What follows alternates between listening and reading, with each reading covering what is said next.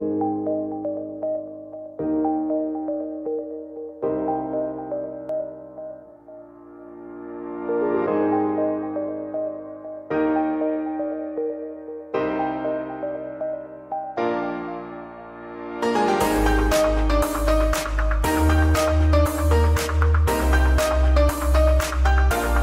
and just like that, we are live. Hello, Kim.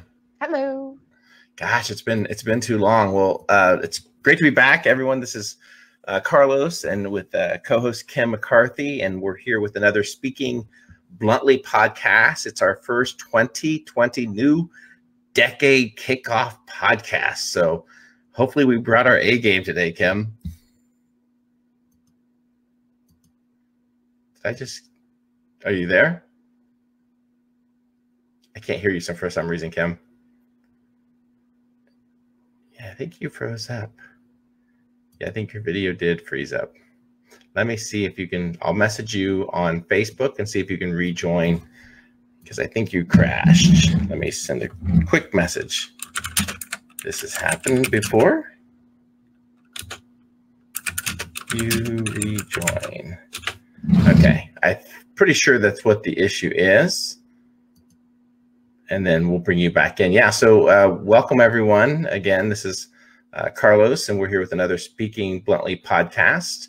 And today, just got catch up on a few exciting things that are happening in the cannabis industry. And again, make sure to please go sure and check out Kim's work over at the Cannabis Sessions, which is the magazine, interactive magazine, and then also make sure to check out her other page, her other magazine, which is the Harvest and Plume magazine, which is also a digital advertisement, digital magazine, very interactive, really cool cutting edge technology. I was more of a traditional type magazine person, but one of the things you can do with the actual magazine is click in certain parts and see different portions of it. But hopefully Kim's going to be rejoining here real quick. Going on, right now going on in the industry, it's kind of a new year kicking off, and let me see here. Rejoin here.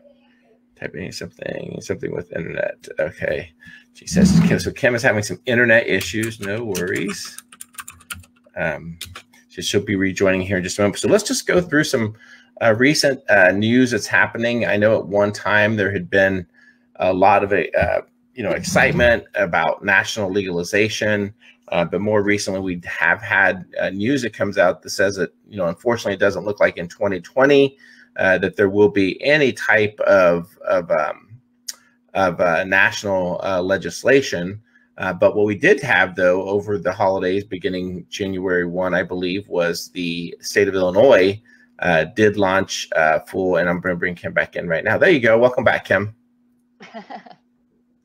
So, so Kim, I was sharing just, again, just some more of the recent news that came out, one of which being that at this point, a couple of the national advocacy organizations have pretty much said, hey, look, in 2020, we do not see a national legalization. I think during the election cycle, sometimes you often hear it discussed as more of a talking point. So unfortunately, it doesn't look like this year we'll see any type of national legalization, but we did see the state of Illinois legalize recreational, which really sounds like it took off and is doing very well there, Kim. Very well. I'm so excited for them. It's just one more push to show, one, it can be done. Two, it's actually lowering the crime rates. Three, a whole bunch of other stuff. Yeah. I think it's overwhelmed them a little bit. I don't think they anticipate. Well, I think they always anticipate the volume, but for some reason, it sounds like some of the medical dispensaries are looking at it as more of an inconvenience to the medical side, and there's some word out that a few of the medical dispensaries are actually going to stop doing recreational just because it's been, I guess, if you will, an overload on the system there. So again, I think that's just another perfect example of when they legalize, not understanding, ensuring that there's enough dispensary license out there, enough of the growers.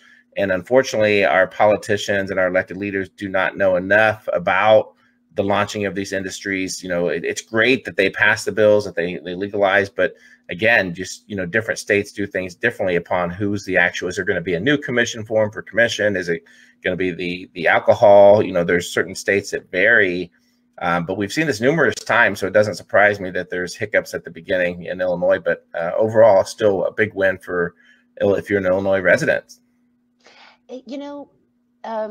A quick little flip to Oklahoma. So I have quite a few contacts in Oklahoma.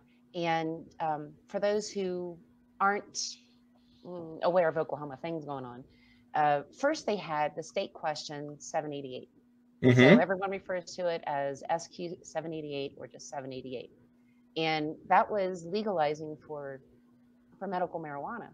And well, now they have, I think it's called, it's a referendum, 807. And so people, gosh, for like a week or two, it was just going nuts in Oklahoma. I mean, on my feed, a lot of people going back and forth. What does this mean? I don't know. And I can't remember who it was, but some grower responded and said, here's what all this really means. State question 788 was, I think that was the referendum. But 807 would be law. Mm-hmm. And the law was really kind of whack. It started like politicians, they were putting stuff in and finally I said, no, but you are ruining a really good thing. So I guess the person who initiated it realized that, and then they removed it from, I don't know at this point where it was, but they removed it from consideration or voting or something and said, we need to reword. They withdrew it. Yes. Yeah, they did yeah, no problem. Yeah, they did withdraw it, and they had to go back to the drawing board on their recreational status for their state. So it'll be interesting to see. It's a ballot initiative, I believe, to get the people behind it. But at least they had the common sense to assess it at that point to say, hey, you know what? This isn't exactly the language that was right. I'm sure there's a lot that goes behind the scenes with that. It's just, it's a tremendous amount. And, so we'll see where Oklahoma goes with it. But if what holds true with most states, that you do see, obviously, more of a medical side, and then eventually you do see a recreational side that passes. And, kind of plays a twofold. It helps and it hurts because like states in mine in Indiana, where they already know that, hey, look, we go medical, we know recreational is going to go behind it. And we did recently have an actual big rally, and several organizations came together here in Indianapolis to actually hold. It was the first day of the legislative session, so they decided to have a rally out there. So there were numerous groups that showed up. I believe there was like 10 or 12. Actually, the Chicago Tribune actually picked it up as well. But they just went full, they just put it out there. They're like, you know what, we want legalization no matter what. I mean, because at this point, what's their, when you're dealing with a conservative state like Indiana, the governor's already pretty much said, hey, look, it's not even on my agenda right now. We need to wait for federal, he's still sticking to the guns that there's not enough research and this and this needs to take place. But we'll see where it goes. I mean, it's really, I think Indiana will be one of the last states to legalize. We're completely separated by, Michigan, Ohio, Illinois. So it's just a matter of time. But at least if you're a resident of Indiana, you can partake like in Illinois, where you can go over and buy half the limits that a resident can. Yeah. The thing is that the people want it to be regulated. They want it to be legal. They want access to it, or they want others to have access to it. And that's what a couple years ago when Ohio was voting on theirs, I remember, because I'm originally from Ohio, mm-hmm. and a lot of friends were talking about it. I saw it on the feed, and I'm thinking, what's the big deal? Vote yes, vote yes. And then you find out why they voted no was because it was self-serving, not to the people, but to like 3 growers or 3 corporations, and how they would have benefited and the people wouldn't have. And I know the government has to get involved. I know. But if they would just listen to the people and say, maybe not all hands need to be involved. Right. but to move forward in a coordinated effort Mm-hmm. so that everyone can get access. The states, the counties, municipalities, they can start earning revenue, and enjoying decreased crime rates and increased participation and all these wonderful things. Just get the fingers out of the pot. Right. Yeah. And then in a state like Illinois, I'm not sure, I have quite a bit of friends that are Illinois residents, and you can pretty much see it in a lot of the tracking. But it was very interesting to see some of the pictures that were posted in regards to some of the purchases. And when they would purchase, a certain amount of cannabis, and it was amazing to see that the tax rate in Illinois was just as much as the actual product. So if you spend $35 in cannabis, you spend probably about $32 in taxes on it. It's crazy. I saw so many receipts for like $301 and stuff, and I thought, what? And then you start looking at it, and they're circling all the taxes. And I thought, oh my God. Yeah, yeah. But you still had that line that went around a couple times and then around the block, and that shows you people are excited. People want to get involved. Mm-hmm. There's a lot that you can read into that without adding the political side to it. Sure. And I know we have to go through all these legal things, but at the same time, I just wish it was a little bit easier, so that then we don't move into these predatory practices. Mm-hmm. Right. It's difficult not to make it a partisan issue when you see specifically where most politicians do vote, whether they're Republican or Democrat or a libertarian. You see some of those divisions cross the line, but I think what we're starting to see now is, as far as national party platforms, you are seeing a lot more acceptance, because their politicians are actually looking at some of the census data, and the census data continues just to come back and show. I think the most recent was like a 68% close, and I know we've discussed it before, a 68% national approval of some type of a legalization. So that's where it starts at the national conversation about it. And that poll doesn't disseminate and say, hey, this is based upon Democrats, it's based upon Republicans. Now, you'd probably see a varying contrast, but still 67% across all party lines. That's a pretty significant amount of voters who do support some type of a legalization effort. Exactly. And, just supporting the legalization effort does not mean you're a user, you're a pothead, you're a stoner, you're any of that. It doesn't even mean that you've touched it ever. Right. It just means that you support it, and you support what it offers, which really the priority on all of that, healing. Right up there, healing, and then that's when you have your sub bullets in all these ways that it heals. Yeah, and I went through, over the holidays, I always like to try to catch back up, and how New Year's resolutions work, right? So you're always looking for something, and so I've done a few things, but I didn't wait till January. I started back in October time period into November.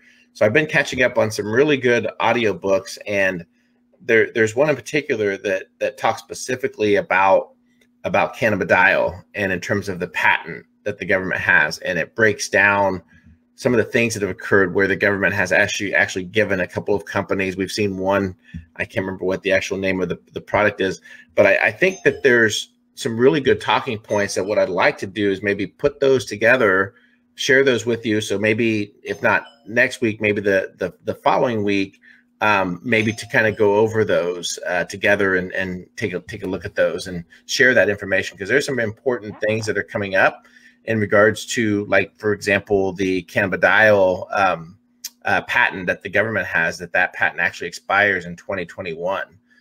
So it's going to be interesting to see what exactly happens, whether there's, some of the pharmaceutical companies have been issued, whether they they changed a little bit of the ingredient or they changed something. And I'm not trying to cause any type of scare or anything like that, but I think we should get that information out so that people can learn from it, to say, hey, by the way, just, because be mindful that the FDA is still out there, and the National Institute of Health is still out there, that the FDA operates under. And very important, it's so strange, and I'll have these crazy facts that are pointed out, and obviously I'll fact check them as well. But one of the interesting things that was shared in this book is that, did you know that the National Institute of Health actually sponsors and paid for a cannabis research in Israel, and it's paid for by the National Institute of Health. So just things like that, we're here, just, and like here in the United States, they're like, nope, there's no medical value. Don't, there's. So again, I think that it would be nice to put those out in bullet points and talk about some of those things as we go into this new year, and some things just to be, be mindful of. Wouldn't it be nice to just not have any of the subterfuge? Just come right out and say, here's what we have. The people need to benefit. I swear, this seems like some 70s style movie like Logan's Run or something, where you figure out, I don't know, are you old enough to know what Logan's Run is? Yes, yeah. Okay. I just turned 49, Kim, so I'm not young. I still got to be new youngster, snapper. But it's, when you figure out the system, and then you realize, wait a minute, I'm not just a participant in all this, I have a much bigger role in it. I really wish that that's what would happen. Just break down the facade, break down all of that, and just say, okay, here you go. Not the government keeping patents and withholding information, selling it to, their favorite people of whatever administration is paying their way into the, this is about the people. This should not be, we're all going to make money. Right. Okay. Right. Yeah. And that's the efforts again, and kind of like how where we started in regards to the efforts, is it does specifically fall back to many of these states and some of the, either the taxes or the licensing process, where they really allow the black market to continue and thrive. And I think that's potentially could be a constant variable. But even more reasons for people to get to understand is that when you do go to advocate, that always look for an opportunity where to create and grow your own potential medicine or your own benefit to, to help yourself at home, which, a lot of states do have for an individual user, is to have a certain amount of plants at home. And I don't think that anyone would ever want, except for maybe at some point corporations coming into the environment and saying, hey, we don't want that, or because here's the reasons why, and it's a very unfortunate, but and we see this numerous times, is that when something does become a benefit and they decide that, hey, look, we can't deem it medical unless it's done in a laboratory, which is shouldn't be. But then once it's actually done in the laboratory, guess what? It's not affordable anymore. It's not feasible for someone to do a product that's manufactured in that type of environment, and then the pill is $300 or whatever. It's just very easy to lose sight of that. And we are seeing tons of benefits in numerous states where either alcohol consumption is down or violent crime is down. Some of these statistics that are happening. So I think that trend will continue, and it's an exciting year to be in the industry. I know you probably have written plans for your magazines and things that, you have some goals set for yourself and for your work. And so I'm excited to kick this year off and get things going. I am too. I would like to add one thing in there with my frustration with the government. You're familiar with public domain, right? Yep. Mm-hmm. So for those who don't know, public domain was for the purpose of, and here's a really good example, Walt Disney. Let's assume I'm Walt Disney and I know how to draw Donald Duck and Mickey Mouse and all that. Well, the purpose was to offer that up to the general public, that they could learn how to draw Mickey Mouse and Donald Duck and these other things, and move it towards a destination of everyone having access and then being able to build on it. Well, of course, then honestly, I can't remember which administration it was, but there was an administration where the lobbyists came in, and it was only supposed to be for a limited amount of time initially for public domain. And then they said, Disney's kind of a special thing. And so they added another 100 years on it. And then other corporations did the same thing. I really fear, and I hope they don't, but I fear that's what is in process with the cannabis. And I hope, as you're mentioning the cannabidiol, um, um, Patent. thank you. I was Mhm. thinking No copyright. problem. That's not Yep, right. it's all right. Uh, the patent, I don't want them doing that with other things because they're not doing this with geraniums, roses, pansies. It's a plant. Hmm. Just public domain. Right. Give it to the Yeah, public. I completely agree when I think it falls back to issues. Now, don't get me wrong. If you design something or it's a technology or something like that, I completely get that. Hey, you put all the money into the research, you'd have to, do all this stuff. But I think when it comes down to a matter of health and health outcomes, I think that's where that variable kicks in to say, hey, maybe we got to look at this just a little bit differently to determine, hey, what's the right thing to do for the public. I definitely support that.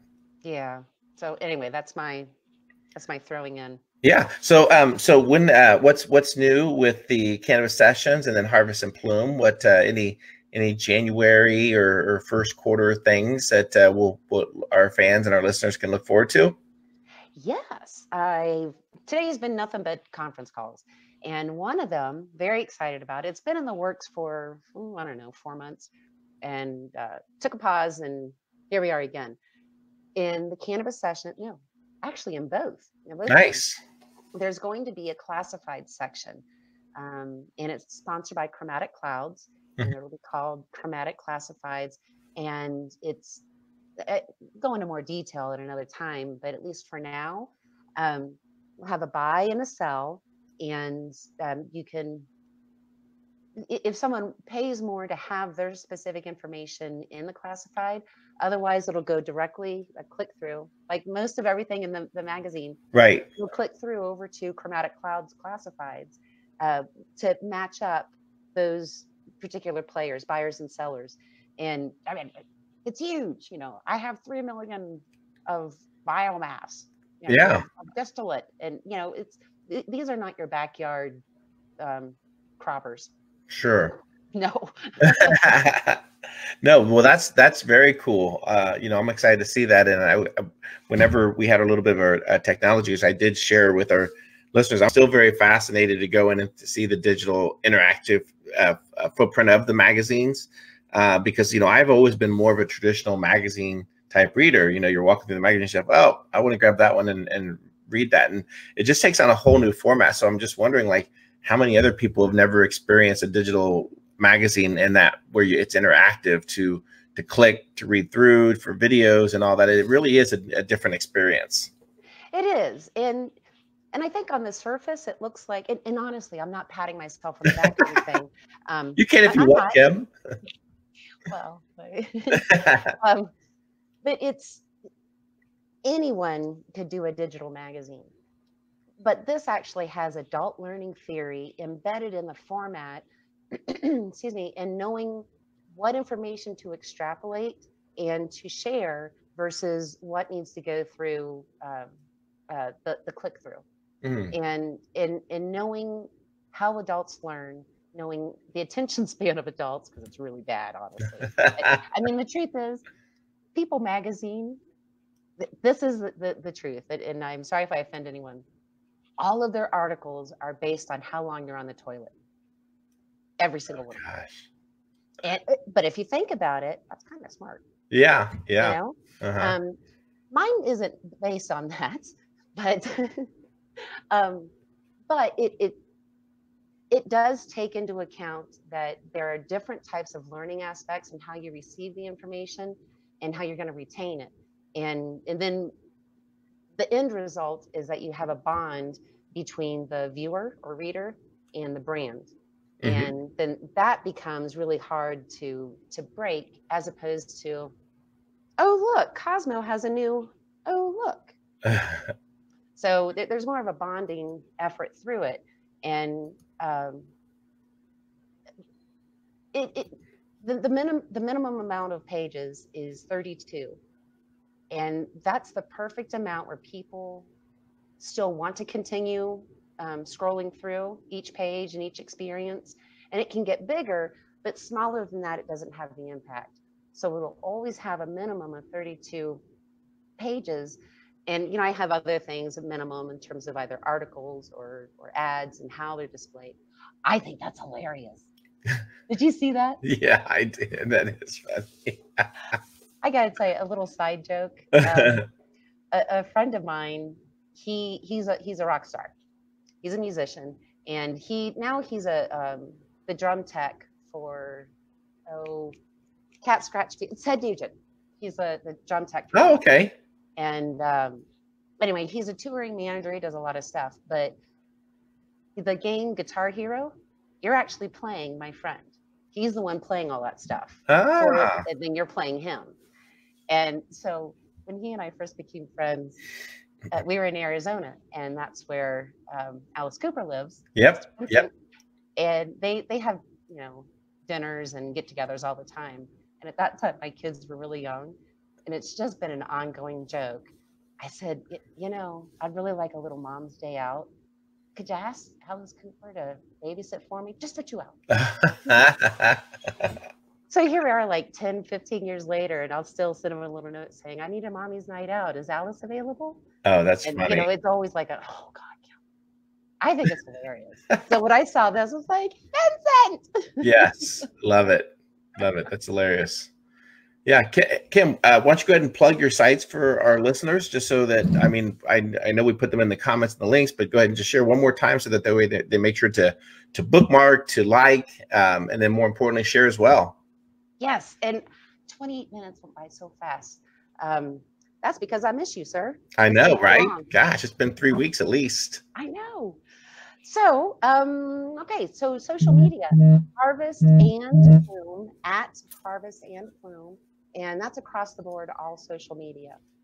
The Cannabis Sessions on Facebook, it's the Canna Sessions. On Twitter, it's Canna Sessions 1. And then there's they're together. Harvest and Plume and Cannabis Sessions are together on YouTube. Awesome. Very cool. By the way, no one really knows this. And it's my fault because I need to bring on people to take care of like social media and whatnot. But the Cannabis Sessions and Harvest and Plume also has pages on LinkedIn. Oh, nice. I'll have to go like those or follow them. Yes, please. Yep. And that reminds me to create my pages on LinkedIn as well. So thank you for that, Kim. Sure. Yep. And for our podcast fans, make sure again to bookmark our sites and then also like, share, and subscribe. And we'll be back next week. We'll get that information, and I'll bounce it off you, Kim, before the podcast. That way we can take a look through it, because it's just such an interesting, just so much information. But it's in an audio form. I'd like to break that down for our listeners, because I think that after you hear some of it, you'll be, oh my gosh, I'm going to add that to my toolkit of information to share for the industry. Absolutely. Yeah, I'm looking forward to it. Thanks. Okay. Well, we'll be back next week then. Okay. All right. Sounds good. All right. Take care. Everybody. Bye.